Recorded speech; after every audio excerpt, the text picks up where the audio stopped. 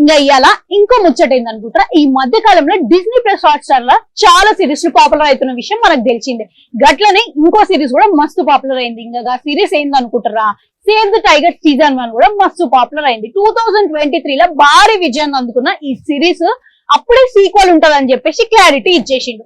ఇక ఫస్ట్ దాంట్లోనేమో మంచి comedy touch తో పాటు ఫ్యామిలీ డ్రామా, ఎమోషనల్ రైడ్ ఉంది కాబట్టి జనాలు మస్తు ఇంప్రెస్ అయ్యారు అనమాట.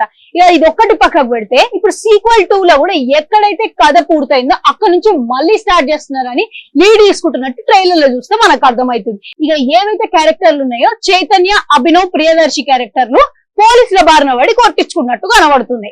ఇక ముఖ్యంగా విక్రమ్ క్యారెక్టర్ లో అయితే చాలా మార్పులు వచ్చినాయని చెప్పేసి ఆయన భార్య ఈయన మీద ఆరోపణలు చేస్తుంది. ఇక అది ఒక్కటే కాకుండా ఎవరైతే జాబ్ పోగొట్టుకున్న గౌతమ్ ఉన్నాడో ఈయన కూడా బాగానే మారినట్టు కనబడుతుంది. ఇక మెయిన్ క్యారెక్టర్ అయిన జోదార్ సుజాత కూడా దీంట్లో విలేజ్ క్యారెక్టర్ నుంచి స్టైలిష్ క్యారెక్టర్ లకు మారుతున్నట్టు మాత్రం బాగానే కనబడుతుంది అనమాట. ఇక ఈమె కూడా ఆమె భర్తని మంచిగా మార్చుకోవాలని ట్రై చేస్తుంది. కానీ ప్రియదర్శి విషయం మనకు తెలిసిందే కాబట్టి ఎప్పట్లెక్కనే ప్రియదర్శి ఈమె మీద సెటైర్ లేస్తానే ఉన్నాడు అనమాట.